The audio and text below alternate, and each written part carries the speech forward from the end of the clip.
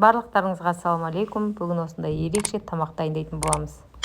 Горшокқа салынған қуырдақ. Ендеше бастаймыз. Ол үшін бізге ұн, тұз, сары май жақсылап араластырып, жылы су құйып, жұмсақ қамыр илейміз. Иленген жұмсақ қамырымызды пакетке салып, жарты сағатқа қойып қоямыз. Оған дейін начинкасын дайындаймыз. Етті 4 бұрыштап тураймыз. Қызып тұрған табамызға майымызды құйып, етімізді жақсылап қуырамыз.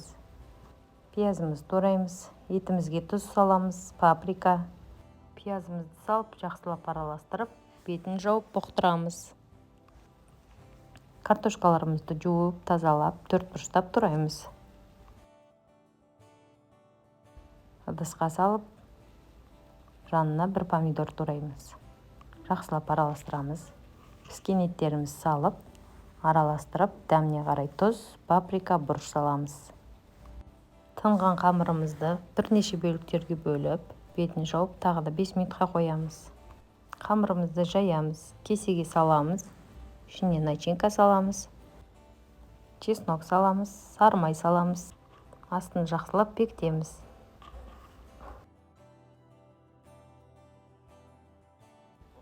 Қамырдың кішкентай бөлігін осылай ұзын жағып жайып алып, крышка тәріздес қылып жасаймыз.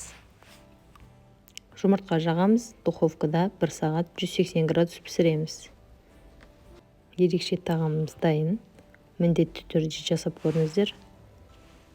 Менің каналыма тіркеліп, лайк басуды ұмытпаңыздар. Барлықтарыңызға ас болсын.